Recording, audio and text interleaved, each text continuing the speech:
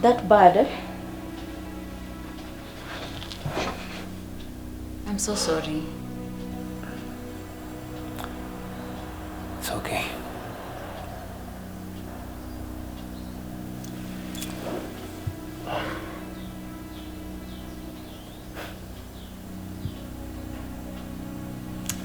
How was your day?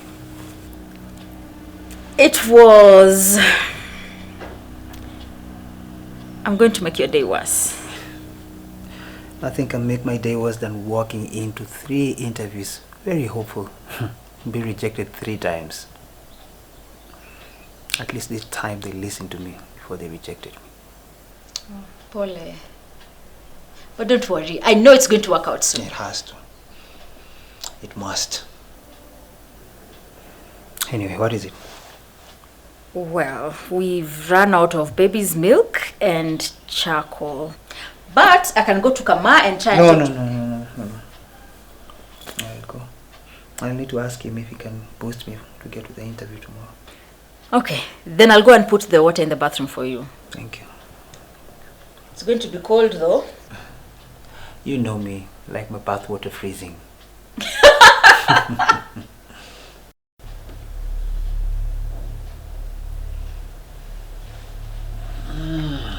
Well, looking sharp, mister. I wish wangeona hivyo before they say no. They're idiots. They should see what I see. Love, eh? Sorry? Right. Wish me luck, babe. You don't need luck when you have favor. Oh, really? See you. Good day. Good day. All the best. Thank you. Love you. Love you.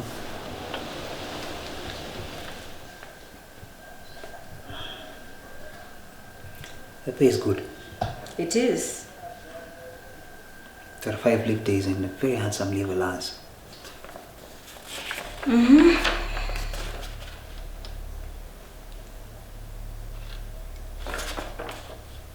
But why?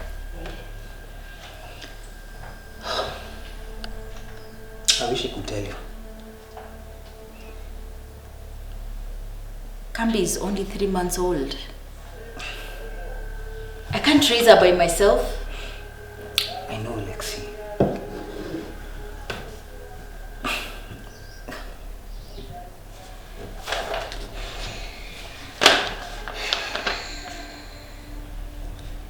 Two weeks after every 3 months. That's not enough. I tried to push for all of us to go together, but they said it is impossible. The alternative is not any better either. No. I mean, God knows we need this job. If I take this job, I'm leaving on Thursday for orientation in Mombasa. Then fly to Helsinki end of this month.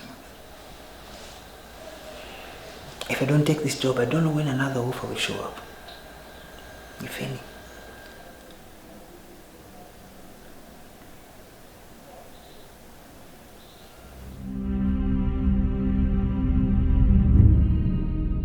Hello and welcome to yet another episode of Hashtag for Better for Us, and today we are excited that you could make time to join us again for our discussion. Thank you for so far that you have been following these discussions online, and can you imagine it is episode 10.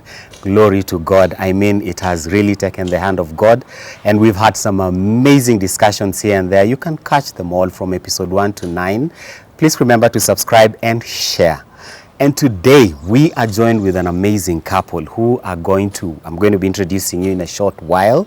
But from what we've seen, William has really struggled to provide for his family.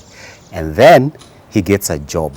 But the job takes him out of the country and he can't take his family with him. So how does he and his wife, Lexi, balance this out. And that is the focus of our discussion today, where we are looking at obligations to each other in the marriage setup, and how do we prioritize, how do we strike the balance between providing financially, emotionally, and all other provisions that we have to as far as the family is concerned. And to help us discuss this is an amazing couple. You know them, and in case you don't, let me allow them to introduce themselves. My name is Edward Bulemi. Okay, the full name is Edward Bulemi, but many people know me as Edu. Yeah.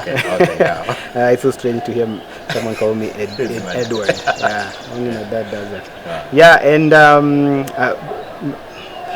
this is my wife, Leah Bulemi. We've been married for 10 years and probably 4 or 5 months now. Yeah. Okay. Mm-hmm. Good. Yeah. And together we have a daughter who's 2 years old. All right, and now this is the part of the introduction that I want to ask you for Leah. How did Edu ask you out for the first date, and where did he take you? You sure you want to hear this story, guys? Yes. It is not your romantic one. Oh, On his side, no. On his side it was. Anyway, I'm kidding. But I met Edu. I was 23. Gosh, that's a long time. I don't even know how many years now. I try to calculate. Yeah. But I met There are many, him but it's okay. many years ago. I could not even. I'm only saying 20, but I met him a long time ago. I think after I had given my life to Christ and I was looking for a church to settle in and also serve, I used to go a lot to Mamlaka Hill Chapel after I would go for a practice back while in a church called Covenant. So while I was there, he says he noticed me. I can't remember really, but this one day I remember very well. I needed to go to town. And the person I was going to town with was so busy. So I was like, it was another guy friend. I was like, he's so busy. I just want company to town. And then I didn't know so many people in church because I just gotten born again. Really, I didn't know so many guys. Yeah. So Edu happened to ask me whether I'm just looking for company. He said, I just want company to town. And since I'd been seeing him around, I was comfortable. Then he said, I give him 5 minutes. It was 15, but hey. Oh, he said 15? It was 5, and then she it became waited. 15. It was 5. But he 15, said 5 15. years. But I gave him 15. And I remember I was so tired. Because the previous night I had slept so late watching Prison Break. It was that time Prison Break. Yeah, when all the ladies were watching Prison Break. Yeah. Scofield. Michael Scofield. The brains.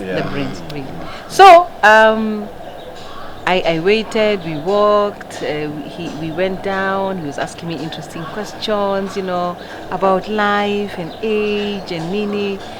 And I was just answering them. Then I remember he needed to pass by the barber shop. That's why she didn't notice me. My hair was all over the place. So I told him, he asked me whether I can just take him there and then we'll go to town. I thought, it's okay anyway. He says, cutting which house. So I took him there. I even made fun. I said, I could as well do shave my mustache. I have a little hair here. Yes. So I went there, stayed. I think that really impressed him because I remember him telling me, that's what he told me anyway. He told me it impressed him. But I remember him telling me, because of this favor, I just have to take you for coffee. And I thought, okay. So we went for coffee the same day. We left like around 3 or 4. By the time we were going for the coffee, we would have been around 5 or 6 there. But we went, we had coffee, and I think when I sat down, is when I realized, this is a date. And I'm like, no, who's this guy? That's what it hit me. I don't even know him. You. I'm like, I don't even know him. His hair is long and unkempt as far as I'm concerned. Yeah, but now I've already shaved. Yeah. It changes. That's what I remember, guys. That's what I remember. Yeah. So he asked me very interesting questions, but that was basically our first date. We talked about family, friends. there's a way Edu asked me questions that help me relax. You know, as I said, I was a newly born Christian, so there are things I was lying. He would ask me and I lie, and then I see he's so open. Then I'm like, he's so open. And I'm like, so he kind of emulated true Christian living. And then I started telling him the truth now. After that, it was so late, he even took me to the bus station. As in, it was really late. By then, I think it was already 7 p.m. And now, obviously, to know whether I got home safe. So he took my phone number. It looked so, I mean, it's just a friend. It was nothing big. But that's our first date. Oh, wow. It was a long date together, but it was fun. How long did it take you to really gain the courage to ask her out? Okay, so what happened is we used to have like 3 services then in Mamlaka. So after the last service, because I was involved also in sound and all that, we used to sit down and all that. So she would come, and then I think there's this one time she asked someone, a friend of mine called Frank, if he could play a certain song on the piano. And then Frank told her, I can play, but there's someone who can play better than me. Yeah. So of course he pointed at me. This is the time now you want to leave the cable and then and go and play. But yeah, anyway, that was, it happened one time and then I played. I think she came again. Now the third time is when I heard her talk about wanting to go to town, but then she needed company. Yeah. So actually when I was saying that, I was expecting a no. I was like, and it's okay. But then when she agreed to wait for the 15 minutes, I was like, wow, okay, this is cool. Yeah. In fact, I carried up my stuff and all that. And before I knew it, we were on our way. And after, not after too long, you were on a date. Exactly, not after too long. There we are. Yeah, and here you are 10 years later. 10 years later. Good. So more than 10 years, but hey. More than 10 years. It's more than 10 years since we met. Yeah. But I mean, yeah. I know what you after mean. You go, yeah. And I know we know what you mean though. You got me there. Okay, so. All right, now let's get to the gist of the discussion today. Today, I talk about obligations to each other, obligations to God as far as our marriages are concerned. And what we are trying to interrogate is how do we prioritize? How do we strike a balance? So now, in your marriage, how do you what do you consider your priority, your obligation to Leah, and what does Leah consider her obligation to you and to each other? One of my obligations I see is loving him in a submissive way and being a helper in his life, in his work, in everything he needs.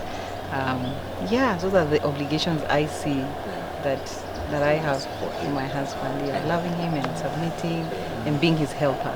Yeah. I think for me, I have learned quite a lot in the 10 years. I'm still learning though. That there are things that make Leah happy. There are things that make Leah feel loved. And I've come to learn that some of them are those, what you'd call the emotional needs. I mean, loving her, taking time to listen to her, just having that intimate time to talk and, to share from how the day has been, what didn't work, how she feels about me and all that. So I've learned that I really have to listen to my wife, and I really need to give her time. And I also know that I'm also supposed to protect her from any harm of any nature, be it physical, be it emotional. I know that is what God has placed me in her life to do, to ensure that she's not experiencing any harm of any sort. If she were to go after a rich person, she wouldn't have come for me. So sometimes I think about such things, and I know for her, the most important thing is, quality time with her. That I listen to her, that I affirm her, that I protect her from harm, that I provide for her. Okay. So I actually don't know which would be number one. All I know is that if I were to decide what to sacrifice, we might think, in as much as it is important, the financial, let's say probably work is what is making things harder at home, probably might consider doing it differently altogether. Yeah. So it's more like a before and after thing. Before, yes. So before we got married, I thought as long as there's food on the table, as long as we make good investment decisions, it's a happy marriage. We're good to go. Yeah, but as I got into the marriage, one of the things, even lately, I've been learning that apart from just being his helper, apart from submitting to some of the things that he would like us to do, respect is a big deal. It reminds me of a book I've been given, Love and Respect. And there are times we will argue. For me, I'm not even seeing where the issue of respect is coming in. Where is respect in this conversation? But it's a big deal. So, and that's still a work in progress. I mean, this is like a fight as like a few days ago. Said about respecting him. So that and letting him be the husband, like be the leader, because there are times I'm very strong. I mean, I can insist my way. So sometimes just letting him be the leader of the home, we disagreed, but this is what he desires, and it's not something evil. It's just a disagreement on I prefer this over this. So I mean, I didn't see that coming. Now, you get married, and then situations flip, situations come, and things that you think are priority don't, as you've clearly said, and sometimes situations come and you're in dire need to provide for your family, and a situation presents itself that you have to be away from your family. How do you tackle this situation? I think we sat down and we made some decisions, and among them were when it comes to like going away for work. This is when you're still working, going away for the purposes of work. We can only probably be comfortable doing it not more than, I wanted to say a month. I say 2 weeks. Okay. Yeah. So 2 weeks is the maximum that you can be away from each other because of work. Yeah. And that was always our desire. Yeah. We said if push came to shove, then probably a month. And then after that, probably we need to consider a few things. And you see, that is already when you're working. Yeah. So I believe it's the same when it comes to like, now I have to take up a job or a responsibility away from home. It still stands. Like anything that will take me away for that long, we've decided that it's probably not for us. Yeah. So it's something that probably pass. Yeah, we pass. I know it will come with implications, that's for sure, because depending on where we are, it might mean that we don't have a stable source of income, So, and we might suffer, but I think after having counted the costs, we've come to realize that, she's my long life companion. And with time realized she's the one person I can tell anything and everything. And she's the one person I live with. Because friends come and go. And sometimes you can't blame them. It's just the nature of things, the way life is. So when I think of those things, I'm like, is this job worth me being away from my lifelong partner? You don't think so? What informed that agreement that you struck? 2 weeks and push it to 1 month and that's it. She might say she never agreed to 1 month. So we had an experience actually where he needed to go for some work, and we thought 2 weeks away from each other, 14 days, let me put it like that. 2 sounds like this. 14 days away from each other was a big deal, but it demanded that he needed to be there for like a month. So we looked for even ways and means for maybe both of us to be there, but we wouldn't both be there at that time. So I think after he went and came back is when he felt, no, I can't really be away from you this long. It's not good for our oneness in terms of physical intimacy. It's not even good for our communication because it becomes so frustrating to communicate. And then we didn't even have a child. So, calling someone even in the middle of the night should not have been hard, but it was really hard to communicate. So many things were feeling like they have to be strained. So to imagine a job that would take him away, because some jobs can take you away even for months. For months, yeah. Would mean we have to, in a sense, not practice oneness as the Lord would desire us to. It would mean we are basically not together as a couple, and we are not one in physically.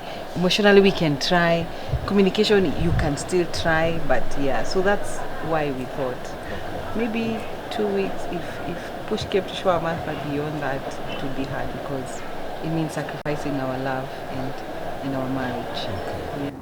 Was it an easy decision? Were you together as far as that was concerned as you were having that discussion? Is it something that it was simple to arrive at and say, you know what, 2 weeks, that's it, 1 month, and then we are quitting this job?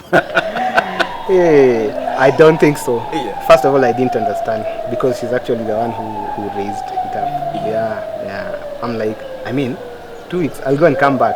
2 weeks is, 2 Mondays or 2 Sundays, that is how I thought. Yes. So, and I'm the one who's used to probably working away from home more often than not. Yeah, so I think after this time I was away for a month, and then I experienced some loneliness, I felt there was a void in me. This 1 month is after you'd had the discussion before? Yeah, I think it was after. Yeah, right? after we had the discussion, and then he didn't have a choice. Had to go for a month. Yeah. Okay, so when I came back, then I was like, you are right.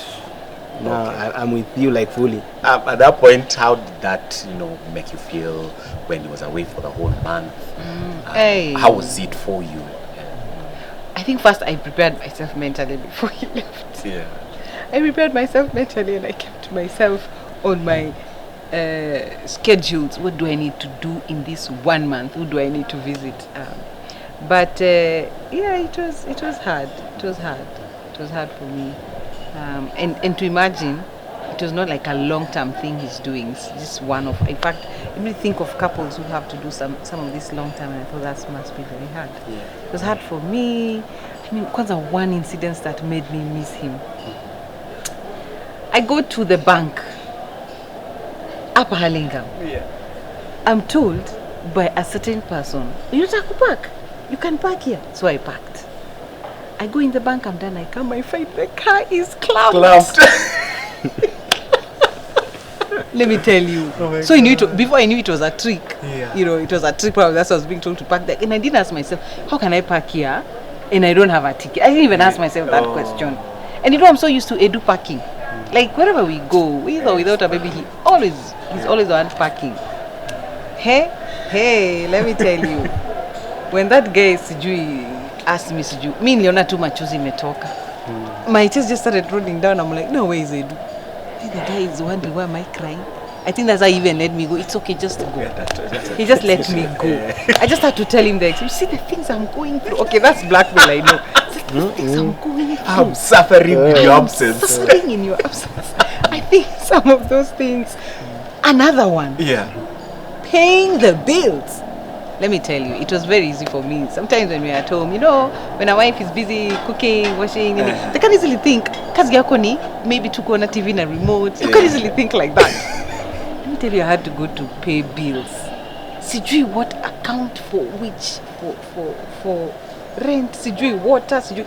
I was so stressed by paying bills. I remember even telling him, I told him, hey, whether unakwanga na job. As it can sound like it's easy online, because maybe he's gotten used to it. The same way I'm so used to cooking, it's easy, and sometimes it can be hard for him because he doesn't like it. Yeah. Really. So I thought, hey, this taking care of the home, making sure things are done on time. There's a roof over your head. There's food. There's water. There's steamer. It's not a small job. Yeah. So I think I also learned. I also learned lessons in that 1 month. Yeah. Okay. Hey, I planned my things like this. I was like, hey, I can't imagine running the whole year like this. Making sure things are pangwad like this. Oh, steamer, this. I was like, hey, thank God I am submitting to someone doing everything in this area of life. I thank God. I really thank God for that. Yeah. Close. I'd like you to speak to couples out there as your final remarks. How do they have this discussion that you've already had and come to a sort of an agreement? There are those who are fighting right now and they're trying to figure out, okay, do you want me to not take the job? How will I provide? How do they, at what point do they have this discussion, and how do they come to the same understanding like you did? I think it's important to lay down some rules, some ground rules. It's important to agree, first of all, so that you're not, so that it's not a surprise when it happens. And I think I can't say that for us we had it figured out. And not that I can also say that we have it all figured out together, because again, it's also our way. It's not necessarily what should work for everyone else. But after a few hurdles here and there, we actually realized, you know what, we have to agree on these things because it makes it easier. If you don't agree, it doesn't matter what happens. Even if it's something good for both of you, you'll always struggle with it. So I think that is the most important thing. And also to mention, I know Leah would say probably anything else that I've missed out on, our way is not the way. That is what has worked for us. I think it's important to find what works for you, but we've come to realize that we are human needs and we relate emotionally in many ways more than... Actually, interestingly, even still, the financial bit also comes in like an emotional need, so to speak. But there's a way you have to look at it in an wholesome manner. So if we cannot relate in other things, it doesn't matter what my idea of providing for the family or taking care of the family is, because we've not agreed. I think. I think for guys dating or even people who are still married, as you're trying to figure it out, I think it's important, one, to know really who is your master in all this. I mean, who are we accountable to as we make our decisions? Because it's when push comes to shove, when the rubber meets the road, that we're able to go back to that and say, you know what, this is what we desire for our marriage. Right. Thank you so much. Unless there's anything else, I think we'll just bring this to a close at this point. And I know time flies very much when you're having fun and having this discussion. So we are bringing this to a close. Thank you so much for keeping us company and just engaging us. We would like to know, how are you prioritizing? How are you striking the balance in your marriage? Please tell us in the comment section down below. We would like to know. And if you're out there and going through some sort of challenge, whatever it is in your marriage, please reach out. We will connect you to help, and you will be able to find people who are willing to walk with you and pray with you and counsel with you, for you do not have to walk this journey alone. There is help. Don't go it alone. Thank you so much for subscribing. Thank you so much for sharing. Until next week, when we will engage on yet a different topic, keep it safe. I'm Fred Makori, and I've been hanging out with the Bulemi.